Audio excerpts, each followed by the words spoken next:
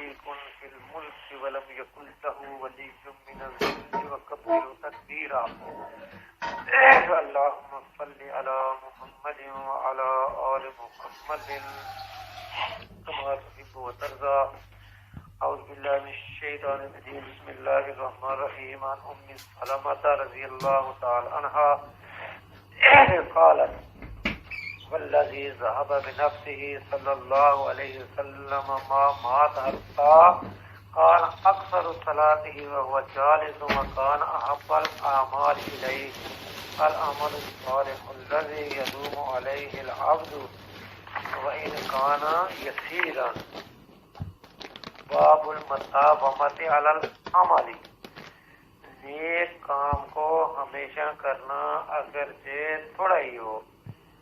نیک کام تھوڑا ہو لیکن جب اس کو آدمی شروع کرے تو اس کو ہمیشہ کرے, اس کو پھر چھوڑے نہیں. جب تھوڑا کام کرے گا, نیک ہو تھوڑا ہو, تو پھر وہی بڑا بن جائے گا. سیدہ ام سلمہ امہات المومنین رضی اللہ تعالی عنہا روایت کرتی ہیں, کہتی ہیں کہ قسم اس کی, یعنی قسم اس ذات کی جو حضرت صلی اللہ علیہ وسلم کو لے گیا, یعنی دنیا سے آپ نے انتقال فرمایا. یہ قسم اٹھا کر کہتی ہیں کہ اس ذات کی قسم جو آپ کو دنیا سے لے گیا, آپ کو دنیا سے فوت کر گیا.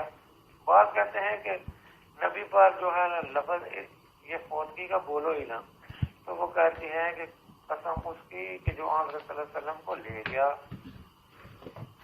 دنیا سے. آپ نے انتقال نہیں فرمایا, یہاں تک کہ آپ صلی اللہ علیہ وسلم اکثر نماز بیٹھ کر ادا کرتے, نوافل وغیرہ. جب آپ کا وزن بوجھل ہو گیا, بوڑھے ہو گئے, آپ کا جو اخیر کا وقت جو تھا یہ آپ جو ہے بیٹھ کر نفل وغیرہ ادا کرتے. اور آپ کو بہت پسند وہ عمل ہوتا جو ہمیشہ کیا جائے اگرچہ تھوڑا ہو.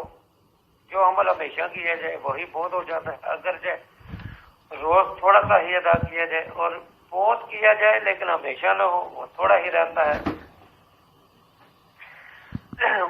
سیدہ ام المؤمنین امہات المومنین جناب عائشہ صدیقہ رضی اللہ تعالی عنہا سے روایت ہے کہ ایک عورت میرے پاس بیٹھی تھی, اتنے میں آپ صلی اللہ علیہ وسلم تشریف لائے. آپ نے پوچھا یہ کون عورت ہے؟ تو میں نے عرض کیا فلانی عورت جو رات کو نہیں سوتی. اس کے نماز کا ذکر کرنے لگی کہ رات بھر نماز میں گزارتی ہے, سوتی نہیں ہے, یہ وہ عورت ہے. تو آپ صلی اللہ علیہ وسلم نے فرمایا چپ رہ, ایسا عمل کرو جس کی طاقت رکھو اس کے نبھانے کی اور ہمیشہ کرنے کی, کیونکہ قسم اللہ کی اللہ تعالیٰ نہیں تھکے گا ثواب دینے سے, تم ہی تھک جاؤ گے عمل کرنے سے. حضرت عائشہ رضی اللہ تعالیٰ نے کہا کہ آپ کو وہ عمل پسند تھا جس کو آدمی ہمیشہ کرے. اگر آدمی نماز شروع کرے تہجد تو اس کو ہمیشہ پڑھے, کوئی بھی نیک عمل شروع کرے تو اس کو ہمیشہ کرے, تھوڑا کوئی کام ہو تو اس کو ہمیشہ ہی کرے نیکی کا کام. حنظلہ کاتب سے روایت ہے کہ صلی اللہ علیہ وسلم کے پاس آپ نے جنت اور دوزخ کا بیان کیا, گویا ہم ان دونوں کو دیکھنے لگے. پھر میں اپنے گھر والوں اور بچوں کے پاس گیا اور ہنسا اور کھیلا.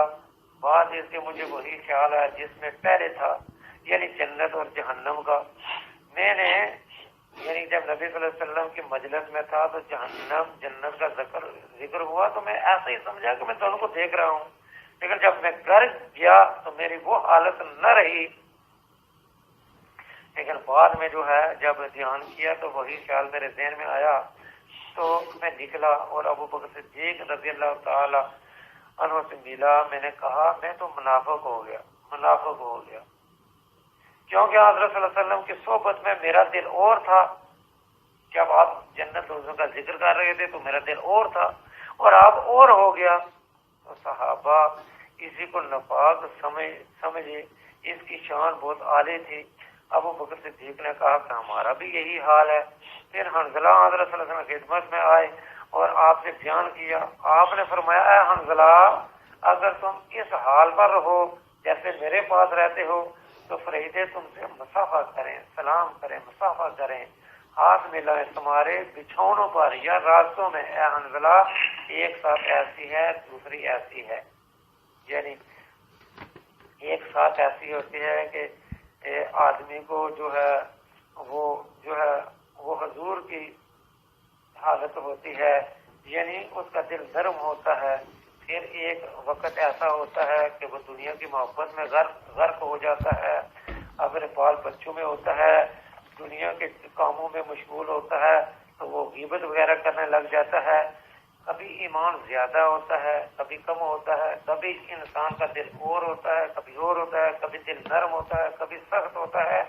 اگر ایک ہی حالت رہے کہ جو حضرت حنظلہ کہتے ہیں کہ گویا کہ ہم جنت اور جہنم دونوں کو دیکھ رہے تھے، تو جب اگر وہی حالت رہے تو اللہ کے نبی نے فرمایا یہی اگر حالت رہے تو پھر تو فرشتے تم سے آ کر سلام کیا کریں، مصافحہ کیا کریں، ہاتھ ملایا کریں، لیکن ایک جیسی حالت رہتی نہیں ہے۔